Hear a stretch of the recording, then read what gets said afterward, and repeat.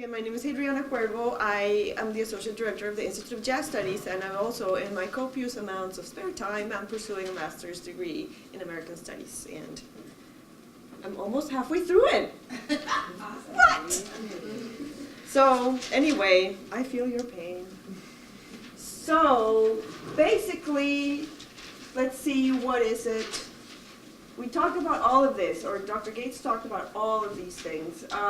Mostly in my take on things is just to make, one thing people can say, and I've been on peer review panels for NEH grants on digital humanities and research in a couple of opportunities.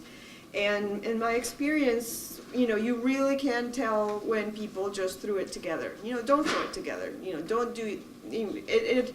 And as you saw from Joe's talk, there's a lot of people behind you if you do it through the Rutgers system. There's a lot of people that are going to be putting in work on your behalf. So be nice to them and don't just throw some random thing to see if maybe, because no.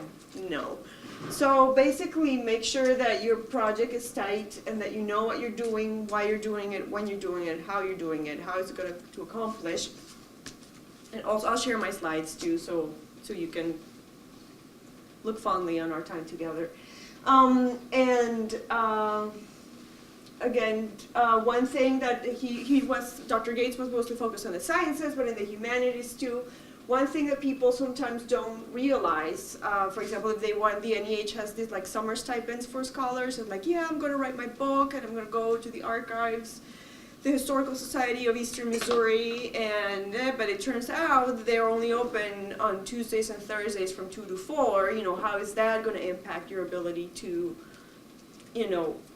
complete your project in the allotted time? So when you plan on visiting other sites or relying on resources from another institution, make sure that you call them and get in touch with them and ask, what are your hours? Or do you have, sometimes they have regular hours, and in the summer they're just open 1 day a week, or they have staffing changes or things like that at the end of the day you're just shooting yourself in the foot. So make sure you have all the T's crossed and all the I's dotted, so at the end of the day you are able to complete what you set out to complete.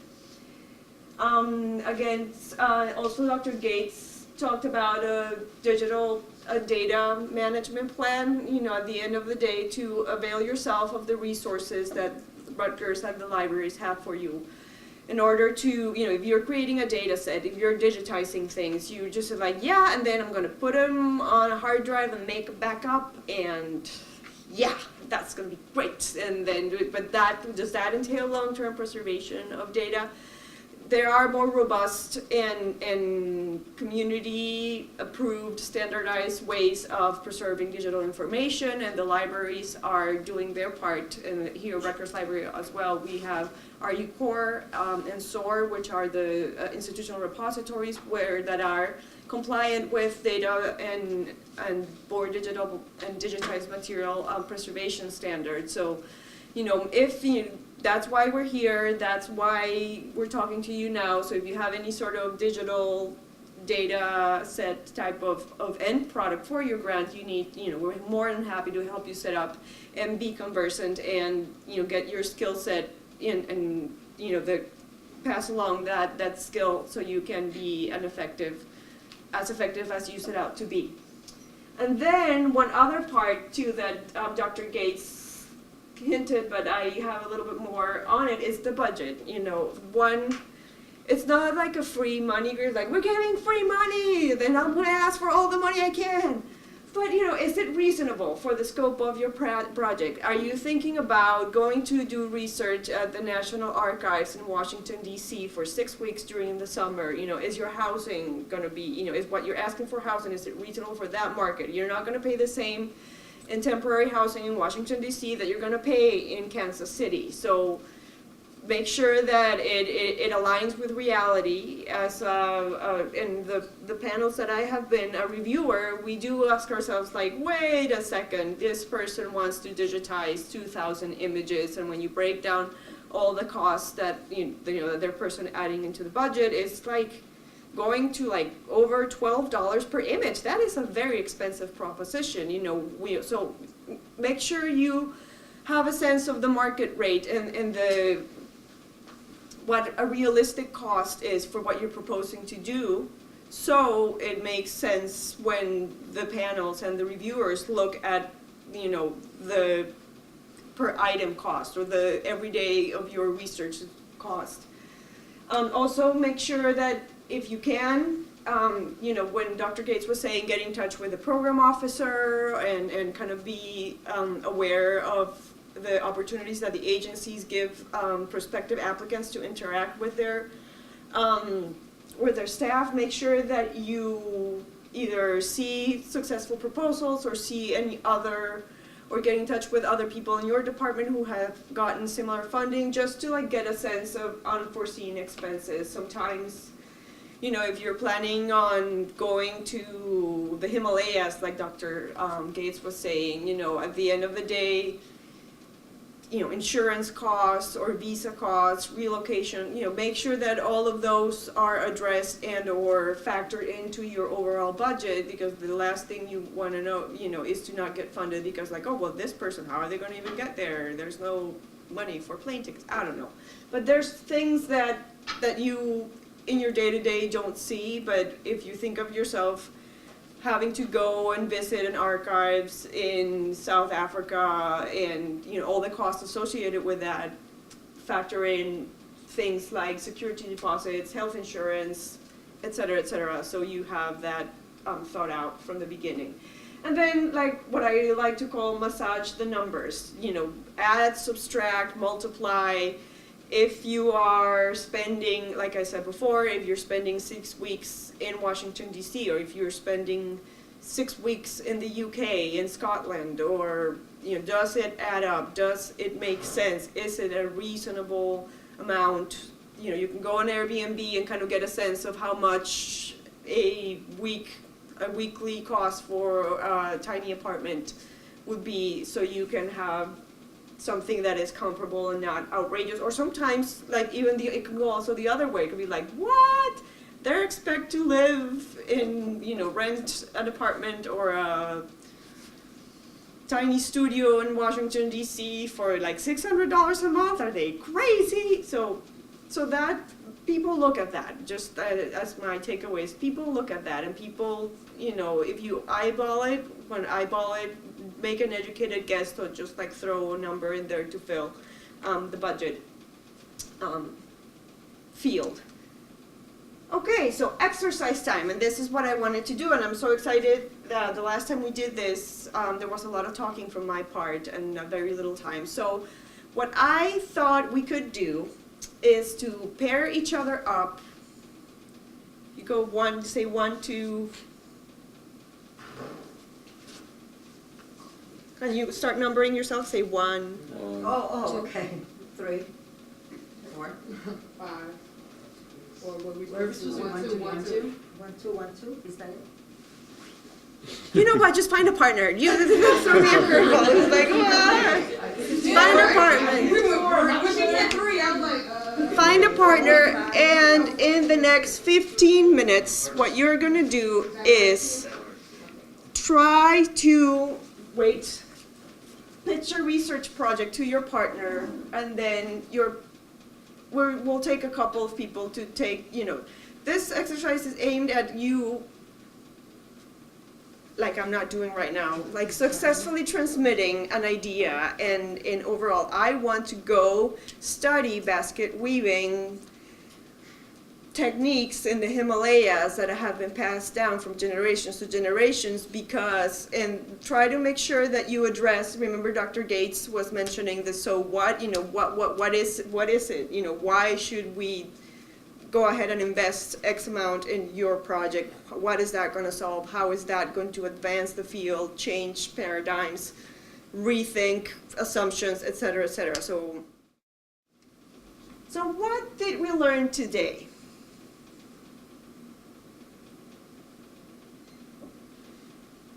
Yes. I think the most important thing I learned is how a heterogeneous panel would look at a proposal. Like, some of these questions that I was asked, I'm never asked in my department.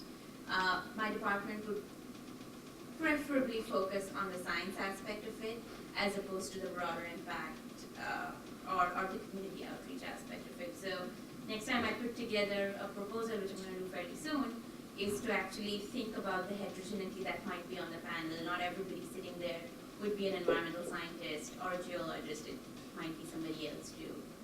Especially with student proposals, I think they go out to like a whole bunch of different professional people.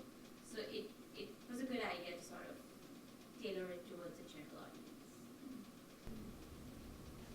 Yes, all of that. Anything else? No? I mean, I knew this, but it was helpful that you, to think about how statistically to present what you're doing and how what you are proposing is going to help the bigger picture. But numerically, actually put numbers in there. Mark, you learned something? Work with Or the just camera. adjusting the camera? You got my hopes up. And having sat this morning through all of our talks and thinking through your own projects, is there anything you do differently? Or is anything you approach with a different mindset? I think I'm just gonna write a lot clearer, like just writing clearer and more simple, and it's just really important. I think that's what I got from both of the presentations.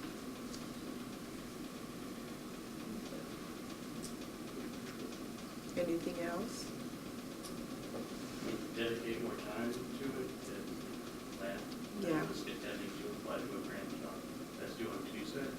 Wow. Most of it, but I see I have to redo it entirely, so I'll have to find a new grant to apply to. And like with the writing too, there's another, and this, I've had in my own experience at my job and as a faculty member trying to get tenure, you have to write and publish and do all these things. And then in class, past semester, I took this seminar where we had reading responses every week, like 2-page minimum reading responses.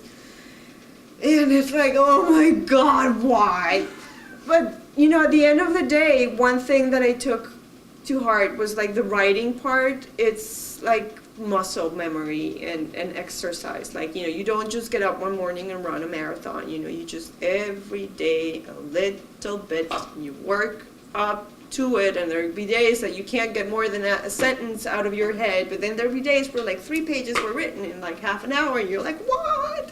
So it's kind of like don't do this to yourself, you know, and the whole leave things to the right minute. You know, these are carefully written texts that convey a message that, let's see, where am I going?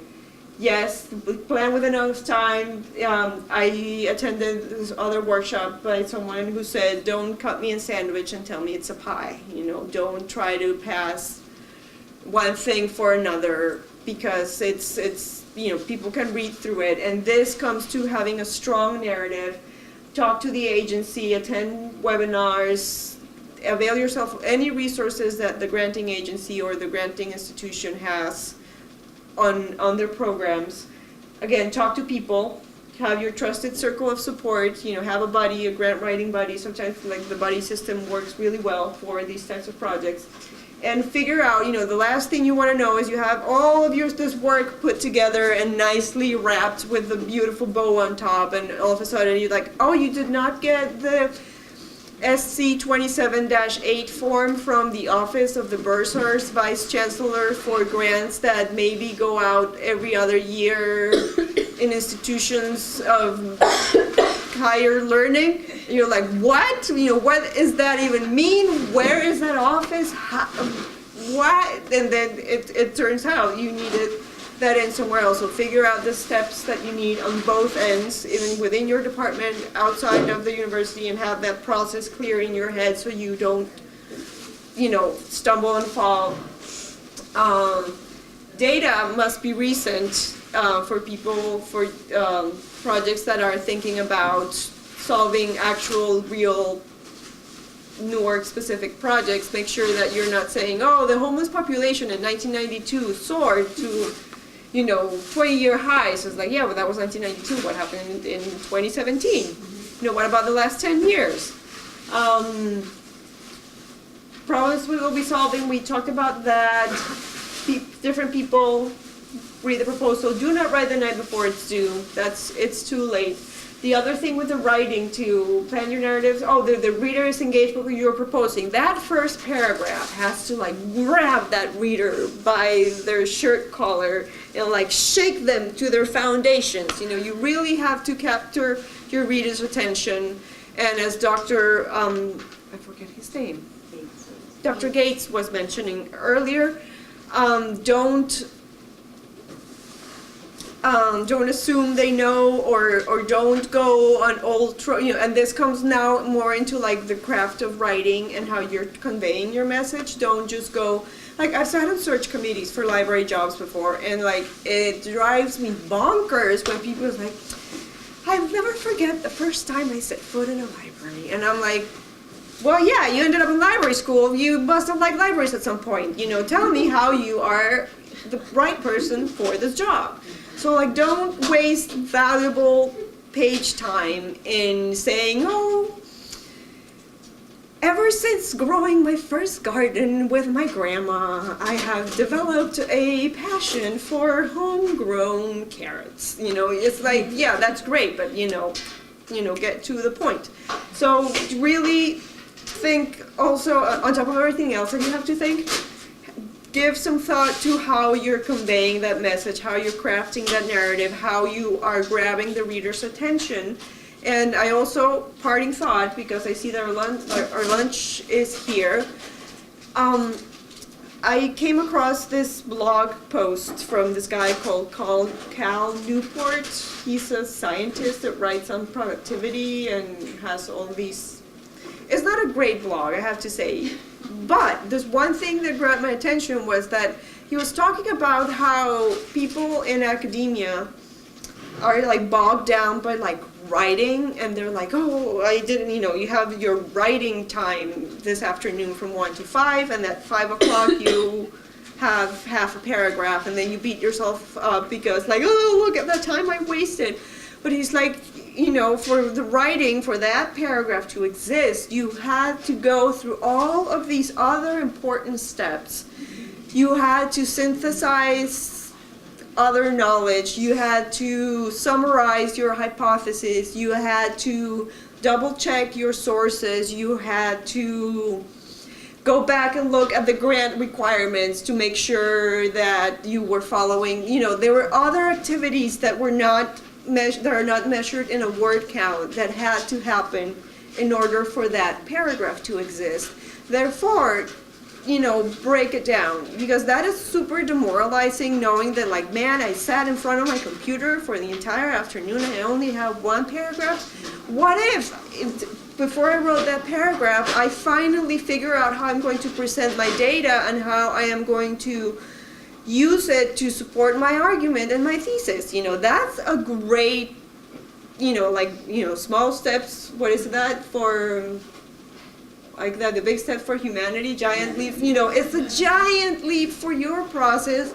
But if it only shows up in a sentence, so it's at the end of the day, it's grueling work, and you feel terrible, and you are, as grad students, we tend to be demoralized on a daily basis, and you're beating yourself up even more. But just value that all the work, all the pieces that you put in before you write that one paragraph are also vital work and important work that you need to get done, and need to sit down, and sometimes you just need to sit down and think through things and get your thoughts in order and organized. And yeah, maybe sometimes you even decide to clean all the surfaces, because but maybe as you're cleaning all the surfaces, you are processing geez, author A really rallies against my proposed methodology, but this is how I'm going to counter that, is going to be using X, Y, and Z. So just one piece of advice that also with my writing this semester, at the end, I when I wrote that final 25-page paper, I gave credit for myself for the times that I just sat there and thought through things, or for the times that I just threw away notes and photocopies that I was not gonna be using, or really hunted down that perfect quote that could like really capture the essence of my paper. So all of those things are feed into that final paragraph, so don't beat yourself up and do it with enough time. So I smell food and it smells good and we're hungry. So thank you very much. Thank you.